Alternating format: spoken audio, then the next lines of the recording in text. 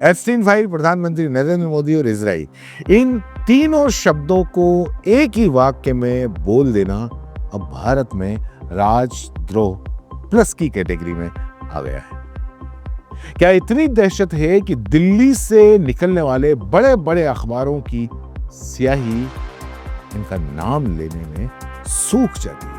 TV चैनलों के कैमरे अचानक तकनीकी खराबी से बंद हो जाते हैं और एंकरों की आवाज में अचानक राष्ट्रहित की खांसी जुकाम हो जाती है।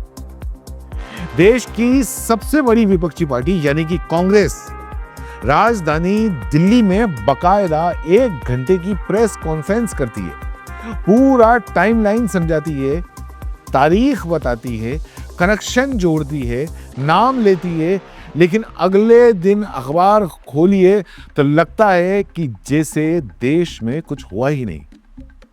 अरे भैया, आपसे कोई स्टिंग ऑपरेशन नहीं मांगा था, कोई अंडरकवर कैमरा नहीं चाहिए था, बस जो कहा गया है उसे रिपोर्ट तो कर देते।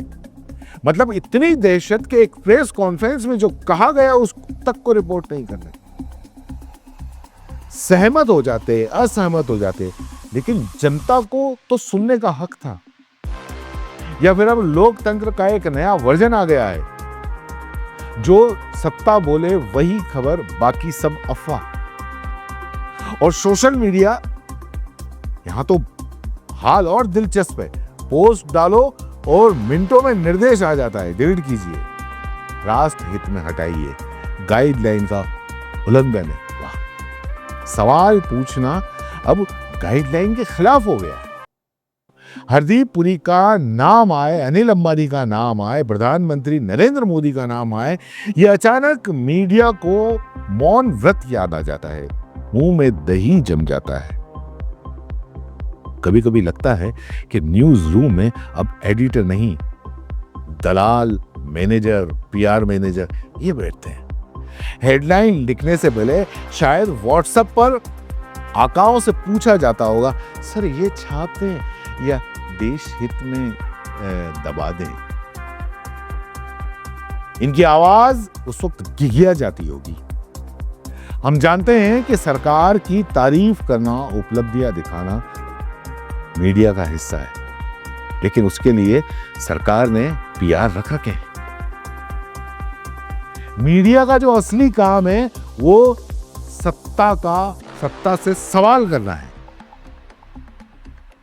लेकिन क्या विपक्ष की बात दिखाना पाप है, जबकि पहले विपक्ष की बात दिखानी चाहिए?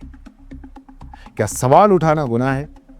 क्या लोकतंत्र अब सिर्फ तालियों की आवाज से चलेगा? सवाल ये नहीं कि आरोप सही है या गलत, सवाल ये है कि जनता को पता क्यों नहीं चलने दिया जा रहा। अगर सब झूठ है तो खुलकर बताइए, यहां ये झूठ है। अगर सच है और ज्यादा बताइए, ये सच है। लेकिन चुप्पी, ब्लैकआउट, डिलीट का आदेश, सबको दबाकर आप उसे खत्म नहीं कर सकते, बस उसकी जिज्ञासा और बढ़ा देते हो। तो सोचिए, क्या भारत में मीडिया अब चौथा स्तंभ है या सिर्फ चौथा प्रचार विभाग है? सोचिएगा और खुद से पूछिएगा कि डर किसे लग रहा है, जनता को या सच्चाई को?